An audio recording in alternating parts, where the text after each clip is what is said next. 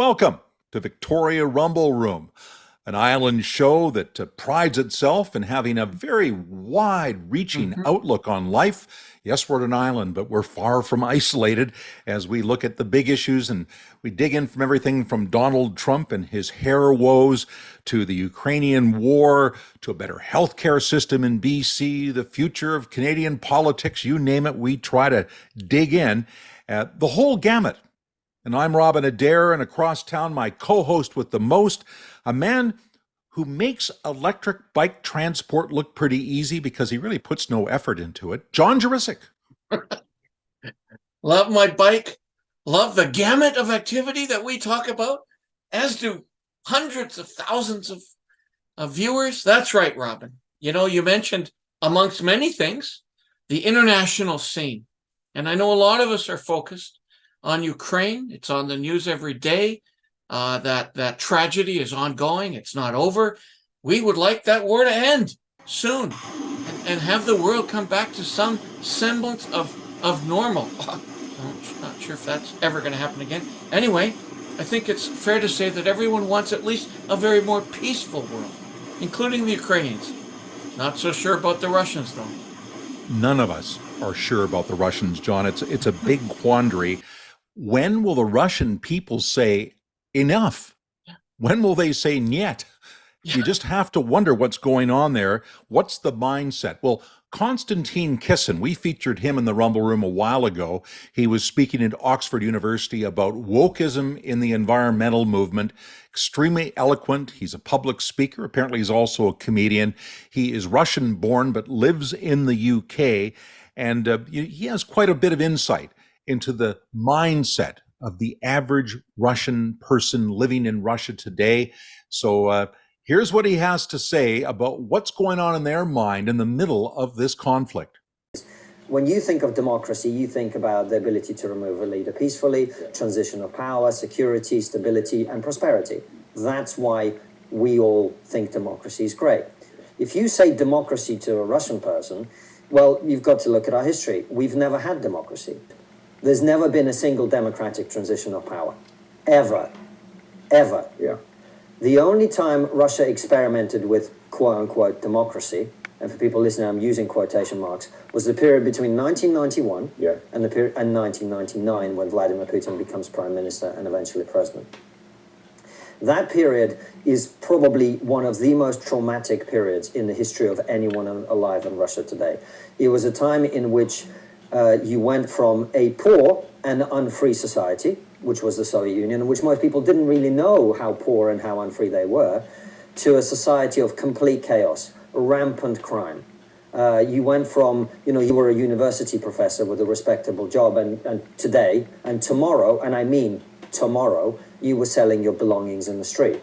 Because that was how quickly the society changed. I'm not saying that was every single person's experience, but we all knew somebody. We all knew somebody a woman who'd fallen prey to the slave trade, or a person who, lost a son in Chechnya, or was wounded, or was sent to the military, or someone who ended up going from being wealthy to being in extreme poverty, people who drank themselves to death, people who took drugs and overdosed on drugs.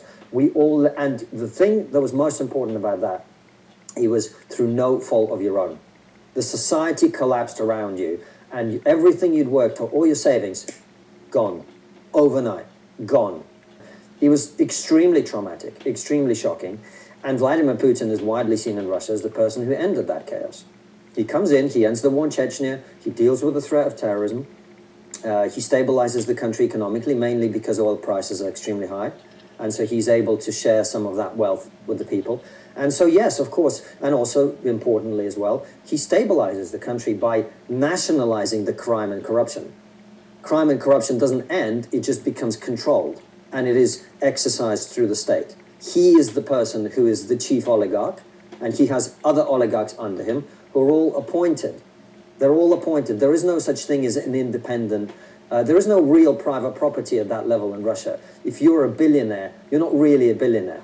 You're a billionaire as long as you are faithful to the regime, right? So it's controlled. That rampant sort of capitalism, exploitative capitalism that we saw in the 90s is over in Russia. It's controlled. It's nationalized. So he's widely seen as having brought stability. And the worst of it is, John, is that this layers on top Russian history, in which every time there's been instability of some kind, or almost every time, what happens is a foreign invasion, some kind of deep social discord, strife, etc. There's a period in Russian history called times of trouble. Russian history is all about these periods of chaos and instability in which some external force comes in and ruins us. And all it takes is a strong leader who's going to come in, stabilize things, and take control. So if the only thing in your mind when you hear the word democracy is the 1990s, why on earth would you want to go back there? We're going to dig into this topic area from a Canadian perspective.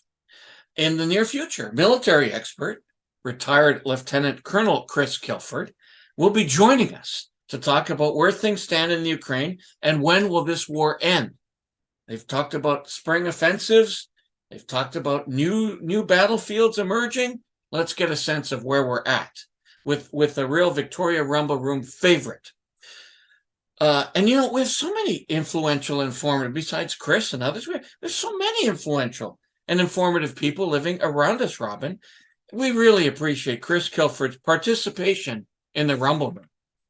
And some of the folks that we get on the program don't actually live close by, but because of our contacts over the years in the business community and in media, we know a lot of people. And we pick up the phone and we get some very interesting guests. And coming up is a guest that I think is a beyond the pale, an interesting person who's a BC guy who is now living in Ontario, but I think it's because he's retired and wants to be closer to his family, frankly, but he loves and follows what's going on in BC with a passion.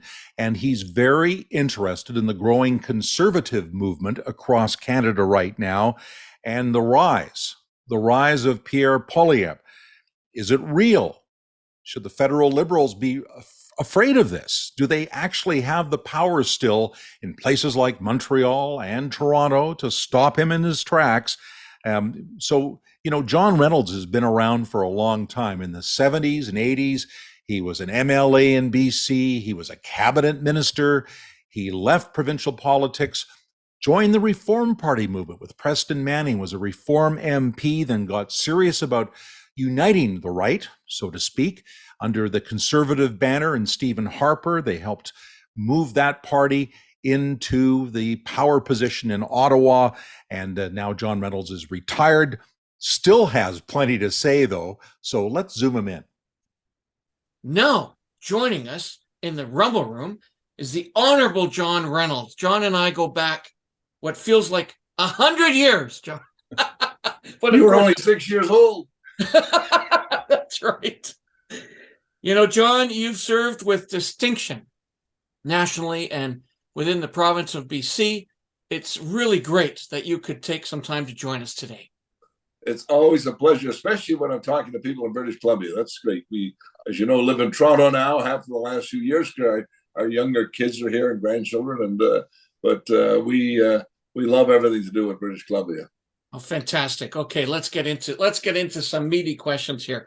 John, you've worked long and hard and have been recognized in building a national Conservative Party that eventually took power under Stephen Harper in the mid-2000s. You've seen Conservative politics evolve a great deal over this last 50 years as a member of the Progressive Conservatives, as a member of Social Credit, Reform Party, Canadian Alliance. So what do you make? Okay, this is the question of the hour. What do you make of Pierre Poilievre's brand of conservatism? Do you think it's hitting the mark? Oh, I think so. I think, the big advantage we have as conservatives right now is, Preston Manning was a wonderful individual. I loved him. I thought, I remember telling my conservative friends how well he was going to do, and they didn't believe me. But he did well. But his weakness always was, and that's why I got back into politics. He phoned and asked me to run again, and I did. And we had to merge the parties together. Pierre Poilievre now has the Conservative Party.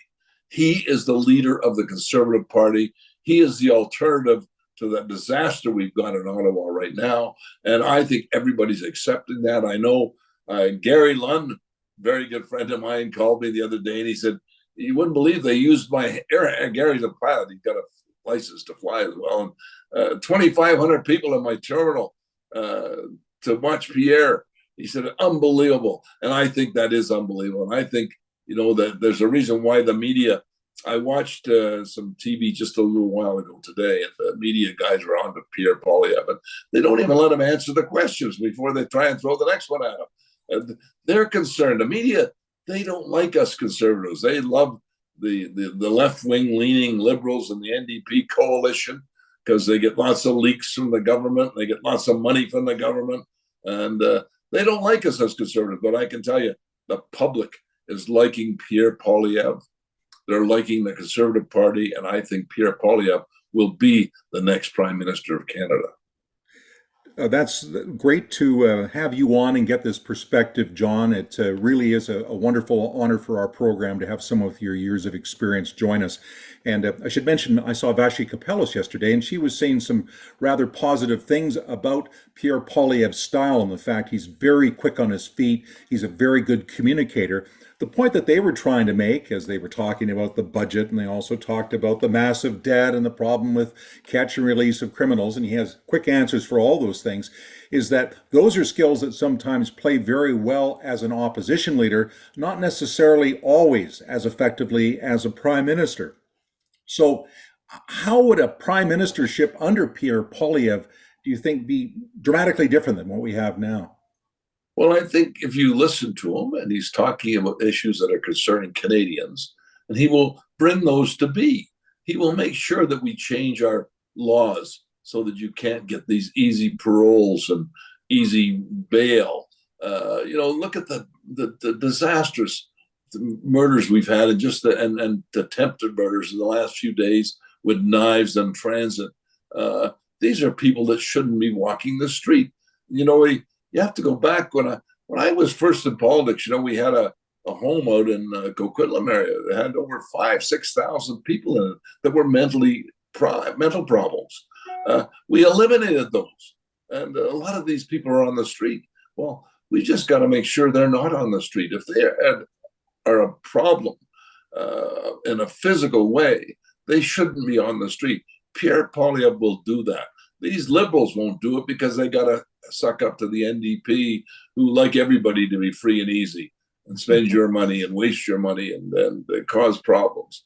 So, I think all the issues he's talking about, can he cut taxes? Sure, he can cut taxes. We did that. I mean, Harper was popular because he came in and the GST and, issues. We ran the country. Harper did a great job for 10 years. And most people, even my liberal buddies, admit that today, that 10 years under Harper, financially, were very, very good. We did a good job running the country. This guy and his team that's in there now, the money they're spending, it's amazing. And then those people are out there trying to work hard and create jobs, and it's a real problem. So that's why, there's a reason why 2,500 people show up for a meeting on Vancouver Island for conservatives. I mean, I didn't see that as a headline in the Toronto Star. It's amazing, isn't it? And it's amazing the Globe and Mail didn't seem to have a headline about that story either. There's 2,500 people, conservative meeting in Western Canada and Victoria especially. Pretty unique. John, I'm going to shift gears a little bit. In an earlier life, you were the BC Minister of Environment. Yes. The environment today is a hot button issue right across the board, from oil pipelines to old growth logging, tons of conflict here in BC. We hear the Conservative Party talking about opening up the oil industry in Alberta and being generally industry friendly. Will this be a vulnerability for Conservatives, or do you believe these values mirror those of the average Canadian? No, I think they mirror the values of not only average Canadians, but the technology that's being created out there right now with hydrogen that can solve all these issues we have with the oil and the gas and pollution, and that's being done right now in Canada by Canadians, and they're conservatives too, because I know they're all friends of mine, and they're going to shake the world up with some of the stuff they're coming out with here. The government today to do it, for Trudeau to allow Biden to cut off that supply of our products to the United States, and here they are short in the United States. They're all complaining down there about the prices. I mean, these prices are unnecessary. And I think the average Canadian understands that. And, Pierre Poilievre, he will solve that problem, and he'll solve it too with the assistance of private industry and hydrogen and how they're going to work that together. You can take hydrogen and put that into these plants that are doing the oil in the north and eliminate most of the pollution and certainly make it very, very clean. And that's happening right now as we talk. There's companies in Canada doing that work. They're getting ready to go, and there's going to be major, major changes here, but nothing to do with what Trudeau and Biden are doing by trying to convince us all we should drive electric cars. God, if we all had an electric car tomorrow, we'd have notices out like there is in California. Oh, don't turn your car on between 4 and 6 because there's not enough power available. Sorry, folks. I mean, come on, get a life.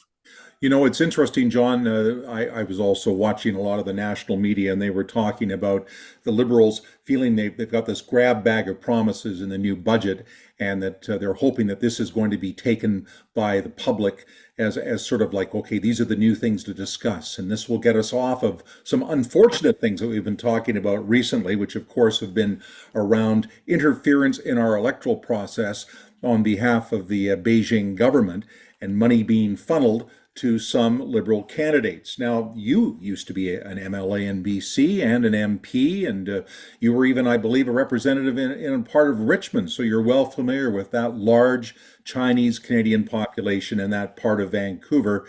And in some quarters, at least in that community, there has been a lot of influence from the mother country. The Chinese government retains a lot of influence.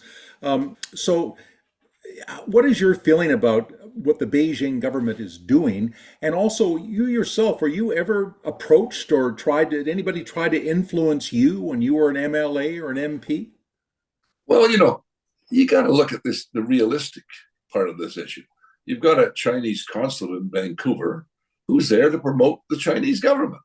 So, of course, whenever you came out in favor of something in Taiwan, they would pick up the phone and call you, and get some of your constituents to call you.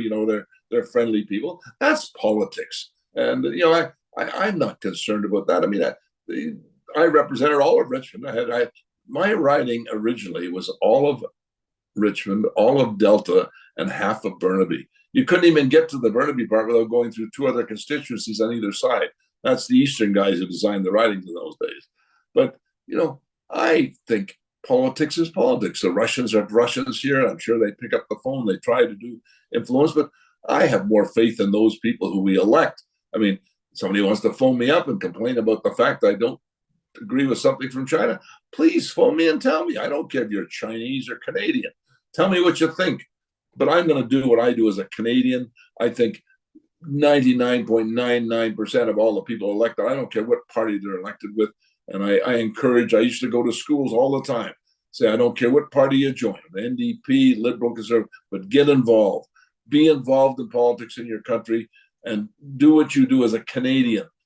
If Chinese are going to be here to promote China, hey, that's their job. The Russians promote Russia. The Americans promote America. I mean, we just watched the President of the United States come up. He was great. He was great, pro-Canadian. Well, that's because he's visiting Canada. He wasn't speaking in Washington. And, that's life in politics.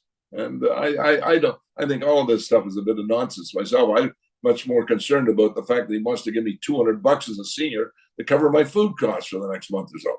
Hey, that's today. The good steak dinner at a good restaurant going to cost you $400. So that's life, right? Wow, fantastic! Great to hear your perspectives. I remember now why you and I partnered together all those years ago. It seems pretty clear to me, John, that political leaders and parties have a shelf life. Okay, we all know that. Yes. And if a leader hangs on too long, the public is going to let him know. Public's going to backlash. Do you think Justin Trudeau is taking a big risk here, hanging on as prime minister amidst all of the kerfuffle that's happening, and hoping for better days in the future might keep him in power? I think Justin Trudeau, if he decides to run a game, will be defeated. It's just like you just said. There's a shelf life, and his shelf life is up. He's off the shelf, and he's part of like the grocery store with the empty shelves. He's there. That's him. And I still believe that whoever replaces him is still going to be defeated by Pierre Poilievre. I think Pierre is a fresh new voice. What I find very exciting about Pierre Poilievre too is the fact that his French, he's the first leader we'll have since Mulroney that is totally fluent. He just goes from one to the other. He goes out to New Westminster last week. I saw him on something on my iPad somewhere, and first 5 minutes of the speech all in French.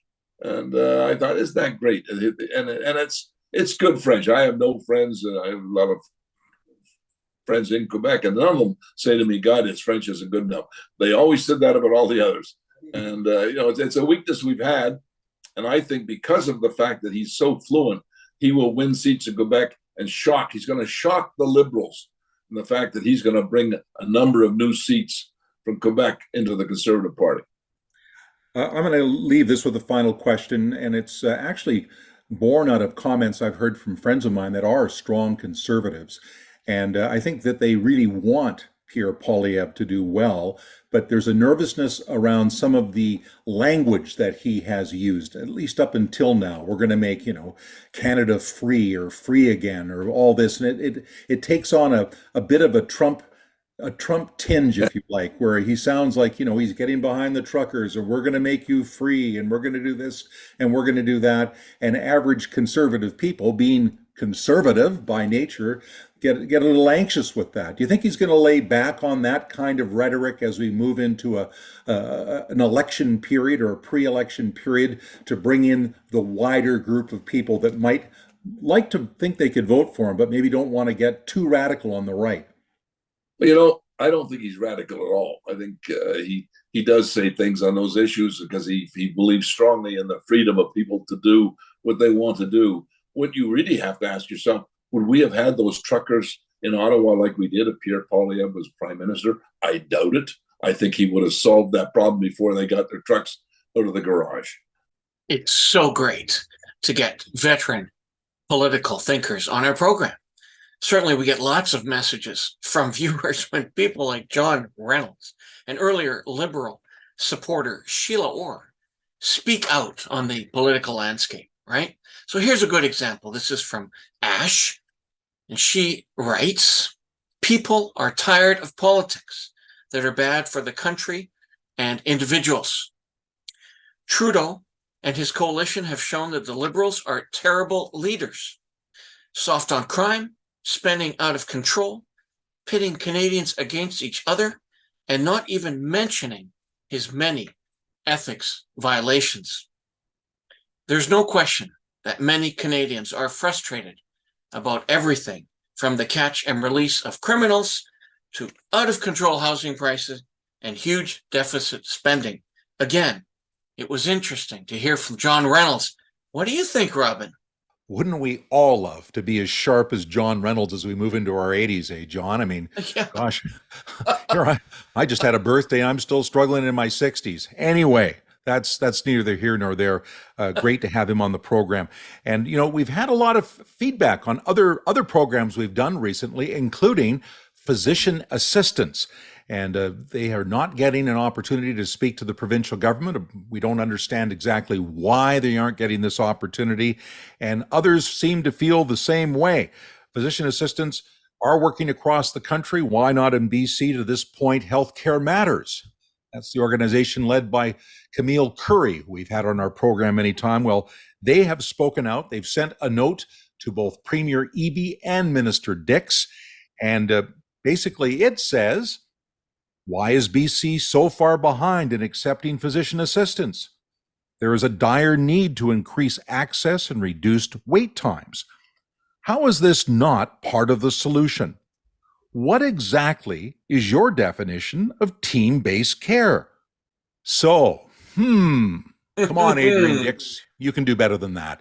And on that happy note, John, again, perhaps you could tell our many, many viewers, our beloved viewers, how they can follow this show and watch the Rumble Room on a regular basis. And there's so many different platforms and ways to do that. Robin, from a hobby that you and I have and enjoy about talking about the issues to over 900,000 people over 2 years. Amazing. Thank you to all of you. For those that are new, for those that don't know, we have multiple ways of watching our interviews. We have a Facebook page which generates a ton of interest. We have a Twitter page that generates a ton of comments. And we have a YouTube page that houses all of our videos and our interviews and is getting increasingly a ton more people. Like it and subscribe to it. Pretty please. We also are involved with numerous Facebook news groups, as well as Instagram and TikTok. So, Robin, again, as always, forever I remain your Operation Sensation, a man who passionately cares about our community, our country. My name is John Reynolds. And I too care about the world. In fact, I like to reach out and touch everyone in a special way, John. And while I'm touching them, I also encourage them to rumble on.